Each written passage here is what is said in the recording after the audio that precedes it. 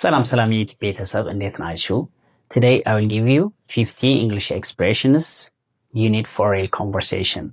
ዛሬ 50 የእንግሊዝኛ ፍሬዞች እሰጣችኋለሁ። በጣም ቤስት ናቸው። ሁሌ የምትጠቀሟቸው የእንግሊዝኛ ፍሬዞች ማለት ነው። ኦኬ 50 best English expressions. የመጀመሪያው how is it going? How is it going እንላለን። How is it going ማለት እንዴት ነው? ነገሮች እንዴት እየሄዱ ነው ወይ ደግሞ እንዴት ነህ እንደማለት how is it going እንላለን። how is it going? It means how are things going, or we can say how are you? How is it going? It means what's new? How are things with you እንደማለት how is it going ማለት ይችላላችሁ። first. second, what's up? what's up ምን ማለት ነው? what's up ማለት ታዲያስ what's up ሲላችሁ ሰው እናንተስ ምን ማለት ይችላላችሁ? what's up what's up what's up ታዲያስ ማለት ነው። ሁለተኛው ትርጉሙ what's up የምንል ከሆነ ደግሞ what's new ምን አዲስ ነገር አለ? what's up ለምሳሌ የሆነ ሰው አኩርፎ ሊመጣ ይችላል። we can say what's up. what's up ያው ሁለት ትርጉም አለው። አንደኛው ምን አዲስ ነገር አለ፣ ሁለተኛው ደግሞ ታዲያስ። አብዛኛው ጊዜ ክላስ ስትገቡ what's up ትላላችሁ ታዲያስ። ሶስተኛው long time no see. long time no see ምን ማለት ነው? ብዙ ጊዜ አልተያየንም ወይ ደግሞ ረጅም ጊዜ ሆኖናል ማለት ነው። long time no see. long time no see. Where have you been? I have been busy ነበርኩኝ, or I have been out of town. ከከተማ ወጣ ብዬ ነበር.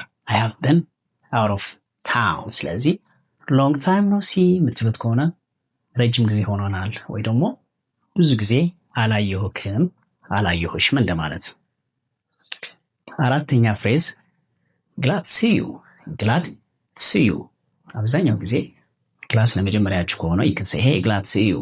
glad to see you means ስላየሁክ ደስ ብሎኛል ማለት ነው። of course glad ማለት happy or pleasure.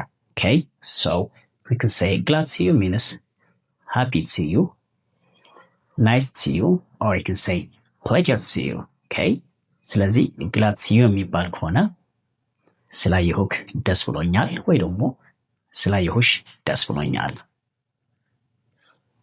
አምስተኛ ቃላችን it's up to you. it's up to you ምን ከሆነ ምን ማለት ነው?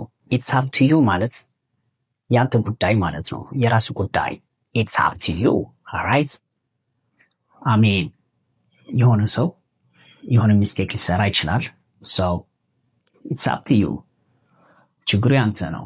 it's up to you የራሱ ጉዳይ እንደማለት it's up to you ማለት ይችላላችሁ። best expression። የሚቀጥለው that sounds great. that sounds great ምን ማለት ነው?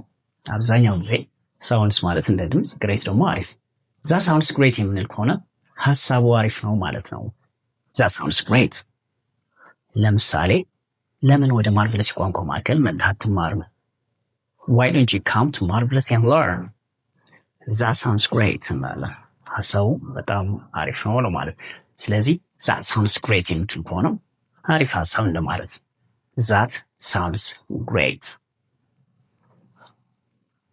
የሚቀጥለው I couldn't agree more. okay, I couldn't agree more የምንል ከሆነ ያው ኔጌቲቭ ስቴትመንት couldn't ኔጌቲቭ ስቴትመንት እንደማለት ነው። እዚህ ጋር የተያየው ግን I couldn't agree more የምንል ከሆነ ካንተ ጋር እስማማለሁ። I agree with you. okay, I couldn't agree anymore. it means I agree with you እንላለን። practice makes perfect. I couldn't agree more. it means I agree with you ማለት። የሚቀጥለው you have a point. you have a point የምንል ከሆነ ምን ማለት ነው? እየተናገርክ ያለው ነገር ትክክል ነው ማለት ነው። you have a point. okay, ለምሳሌ you need to learn English. okay, you need to learn English because a new language is a new life. a new language is a new life. አዲስ ቋንቋ እንደ አዲስ ህይወት ነው እንደማለት። a new language is a new life. so you can say you have a point. you have a point ማለት ትክክል ብለሃል እንደማለት። you have a point. የሚቀጥለው ቃል I'm not sure about that. I'm not sure about that. አብዛኛው ጊዜ የተለመደች ቃል ናት። I'm not sure about that የምንል ከሆነ ስለሱ እርግጠኛ አይደለሁም። I'm not sure about that. For example, are we coming tomorrow? Are we coming tomorrow? You can say, I'm not sure about that.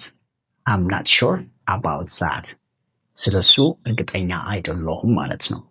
I'm not sure about that. የሚቀጥለው ቃል let me think about it. Let me think about it የምንል ከሆነ ላስብበት let me think about it or let me sleep over it እንላለን። ላስብበት ለማለት let me think about it or let me sleep on it። ስለዚህ let me think about it የምንል ከሆነ ላስብበት ማለት ነው። let me think about it። የሚቀጥለው ቃል I get back to you. I will get back to you እንላለን። I will get back to you ምን ማለት ነው? እመለስሃለሁ ማለት ነው። ለምሳሌ ስልክ እንደውል እንችላለን። ያ ሰው በጣም ቢዚ ነው፣ ቴክስት ይጽፍልናል። I will get back to you. Okay? I will get back to you ማለት እመለስሃለሁ ማለት ነው። I will get back to you as soon as possible. I will get back to you as soon as possible እንላለን። ስለዚህ እናንተም ቴክስት ጽፉ I'll get back to you ማለት ይችላላችሁ። ቤስት ኢንግሊሽ ኤክስፕሬሽን። ኦኬ የሚቀጥለው አብዛኛው ጊዜ ኖ ፕሮብለም እንላለን። ኖ ፕሮብለም ማለት ችግር የለም ማለት ነው።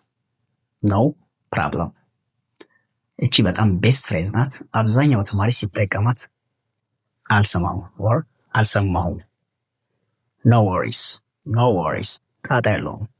ኖ ወሪስ it happens ማለት ይችላላችሁ። it happens. No worries ማለት ችግር የለውም።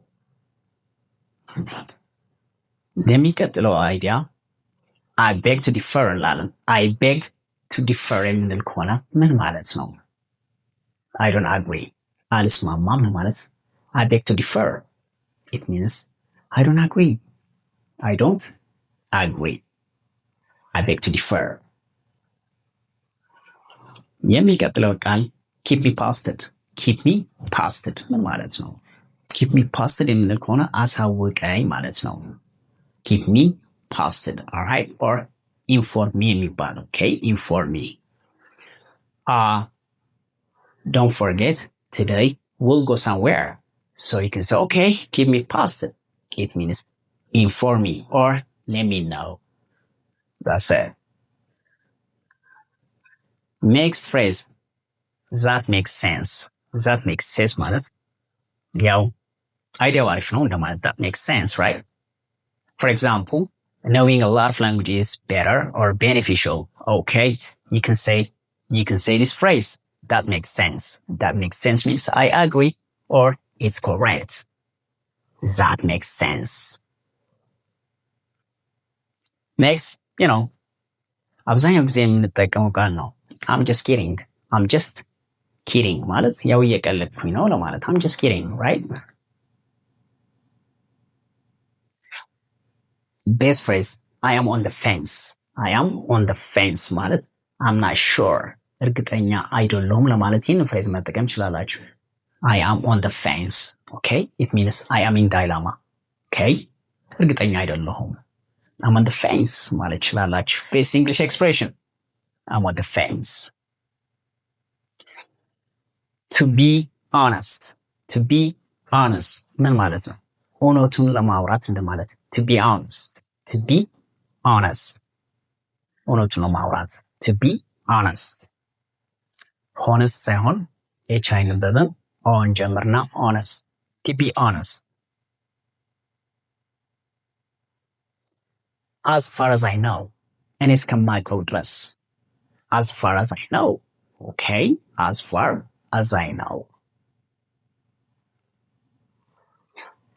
For the time being. For the time being ማለት ለጊዜው for the time being. Stay here for the time being. Stay here for the time being. ለጊዜው እዚህ ቆይ. Stay here for the time being እንላለን። ስለዚህ for the time being የምንል ከሆነ ለጊዜው። The next phrase is in the long run. In the long run በረጅም ጊዜ ማለት ነው። ኦኬ in the long run on the other hand በሌላ አባባል ለማለት ኦኬ on the other hand እንላለን።